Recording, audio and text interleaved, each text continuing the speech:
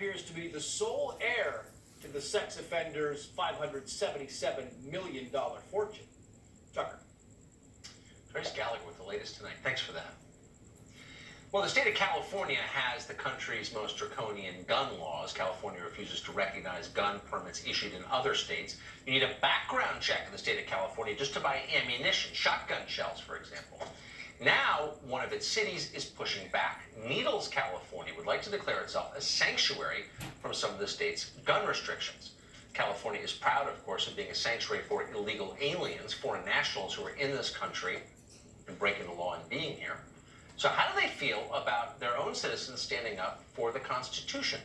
Well, Jeff Williams is finding out the answer to that. He's the mayor of Needles, California, and he joins us tonight. Mr. Mayor, thanks very much for coming on. So thank you, tell us thanks for having me. You would like to do in Needles. What does it mean to be a sanctuary city from these gun laws? Well, what we're attempting to do to start with is get California to recognize other states' concealed weapons permit holders so that they can come in and out of the state, especially our town right on the border of Nevada and Arizona, for commerce, to be able to have them come over and utilize our restaurants and everything else.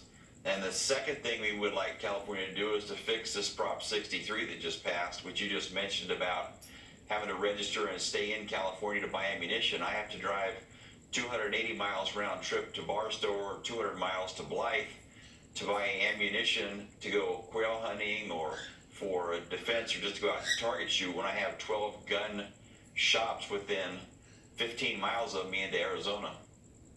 Well, that's crazy, obviously. Yeah. So you're proposing that residents of your city do the obvious and just exercise their constitutional rights. Absolutely. If you do that, what will the state do in response, do you believe?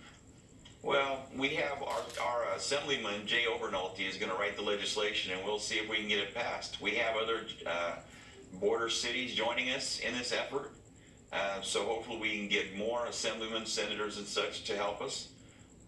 But that's what we're looking at doing, and we'll see what happens. It might have to be taken into the courts as usual with California, but we're ready. Other cities in California haven't waited for permission, however, to ignore federal law, federal immigration law. They've just decided that they're morally right and that everyone else is a racist, and they're just going to do it. Is that a model for you? Yeah, that's what we think with the Second Amendment. We should be able to do it. However, we're a contract city with San Bernardino County Sheriff's Department, which I used to be a deputy with them. So I respect the department. They're good people, and the sheriff's a good friend of mine. So yeah, I'm not going to do anything to mess that situation up. So we're going to try and do it the right way with legislation. And then if we'll have to go through the courts, we'll go through the courts.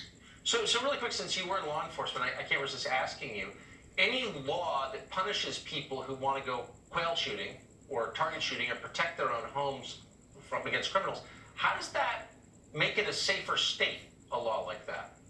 It doesn't. Absolutely doesn't. A lot of California's gun laws don't make it safer. Well, you've seen that all over the country. The gun laws aren't helping. It is a mental health issue, and that's what they need to fix. Yeah. Thank you for stating the obvious so clearly. Good luck, Mr. Mayor. Thank you.